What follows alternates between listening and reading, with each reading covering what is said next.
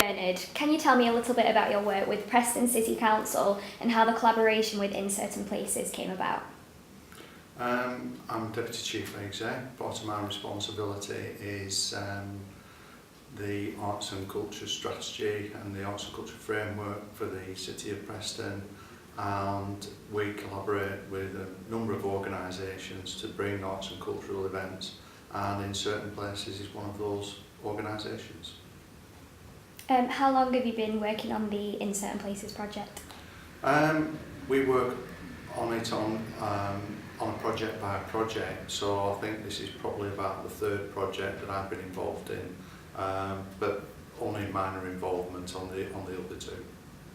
Lorraine, could you tell me a little bit about your work as well? Yeah, I'm the Chief Executive of Preston City Council. I've been in Preston since 2002. Obviously, my job is the head of paid service for the council, so I don't have specific responsibility for individual services, but arts and culture and the cultural activity of the city is a very important service for the city council. Bernard, a lot of people don't realise the amount of work put into a project like this or public arts practice in general. What kind of obstacles or problems have your team faced? Resources is always the one.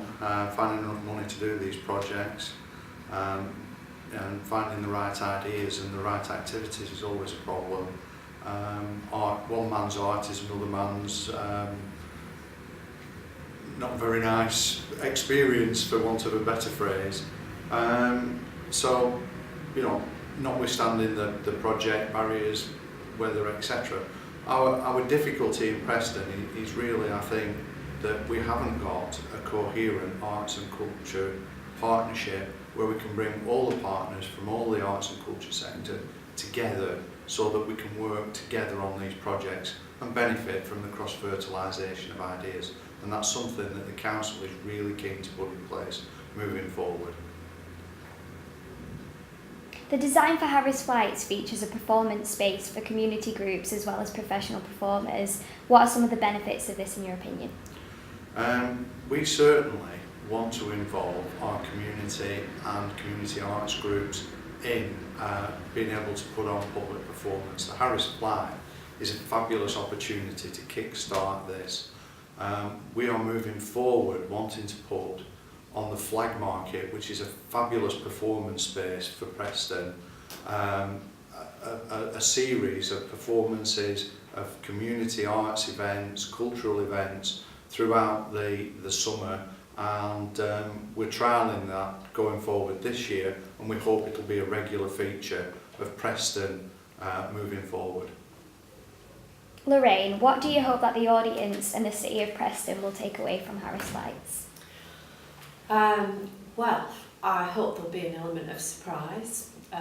I hope that there will perhaps be some discovery of some of the talent that is actually in the city for some people, and that we might be able to bring in some exciting things from outside the city.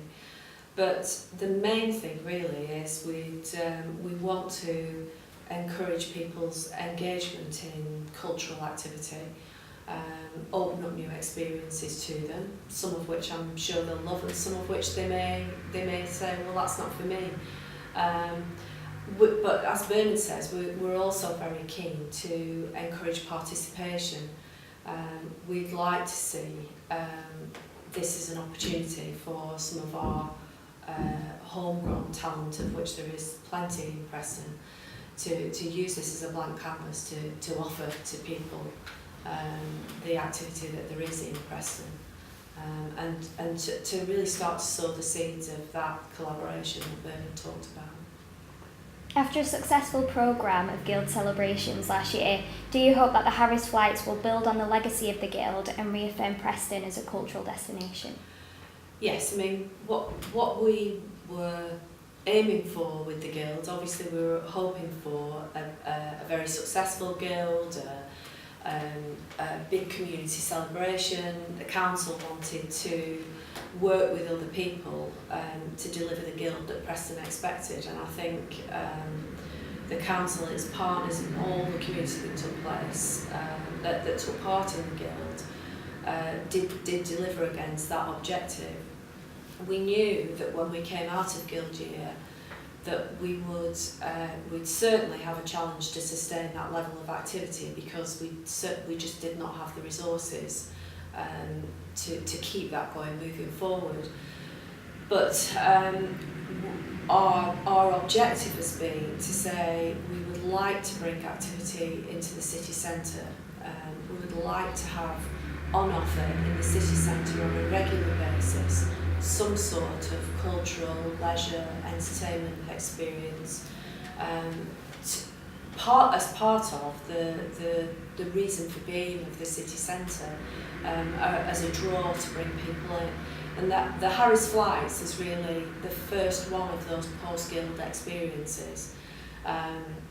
And one of the things that attracted us to this particular project was the ability to have multiple events.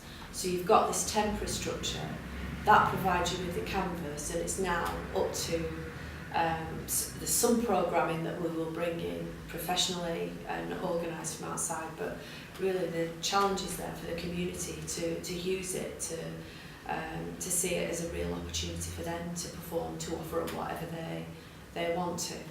And critically, it's called the Harris Flights, and so what it does is it takes you, and I'm only working on, I've got a leap of faith here yet because I haven't seen it either. I've seen the drawings of it, but one of the exciting things for me was that it draws you into the Harris Museum, and the Harris Museum itself is full of interesting and exciting things that we'd like even more people than see the inside of the Harris already. And we have a lot of visitors to the Harris, but we'd like even more people to be drawn into the Harris through this.